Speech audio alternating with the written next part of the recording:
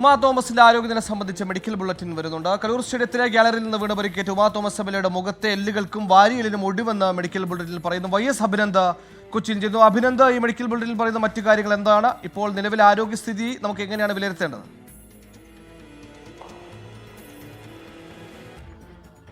Suhail, Uma Thomas എംഎൽഎയുടെ ആരോഗ്യനില ഇപ്പോൾ ഗുരുതരാവസ്ഥയിലേക്കാണ് അല്ല എന്ന് തന്നെ നേരത്തെ വ്യക്തമാക്കിയിരുന്നു ഡോക്ടർമാരുടെ പ്രതികരണം. ആ ഡോക്ടർമാരുടെ പ്രതികരണത്തിൽ നിന്ന് അനുയോജ്യമായ ഒരു ബുള്ളറ്റിനാണ് ഇപ്പോൾ വന്നിട്ടുള്ളത്. അതിനകത്ത് പ്രധാനമായും പറയുന്നത് തലച്ചോറിനാണ് ഗുരുതരമായി പരിക്കേറ്റിട്ടുള്ളത്, ഒപ്പം തന്നെ ശ്വാസകോശത്തിനും പരിക്കേറ്റിട്ടുണ്ട്.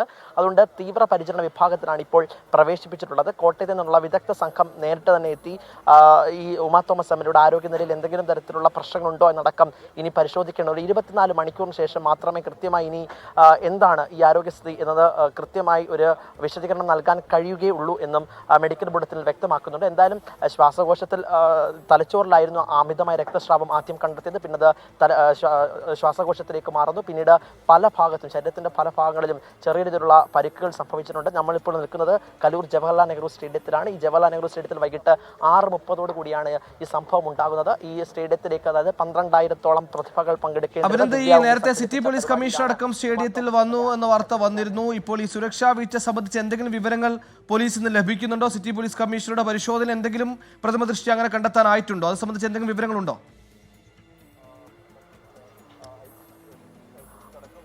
Suhail, Kochi city police commissioner Putta Vimaladitya Uma തോമസിനെ ആശുപത്രിയിൽ സന്ദർശിച്ചതിന് ശേഷമാണ് സുരക്ഷാ വീഴ്ച അടക്കം ഉണ്ടോ, സുരക്ഷാ വീഴ്ചയിൽ ഏതെങ്കിലും തരത്തിലുള്ള പരിശോധന നടത്തണമോ എന്ന് വ്യക്തമാക്കിയതിനു ശേഷം city police commissioner Putta Vimaladitya Kaloor Jawaharlal Nehru സ്റ്റേഡിയത്തിൽ എത്തുന്നു. സുരക്ഷാ വീഴ്ചകൾ ഉണ്ടോ എന്ന് പരിശോധിക്കുന്നു. അദ്ദേഹം തന്നെ ഇവിടെ എത്തിയപ്പോൾ നമ്മളോട് തന്നെ പറഞ്ഞത് ഇവിടെ നിൽക്കാൻ സാധിക്കാത്ത ഒരു സാഹചര്യമുണ്ട്.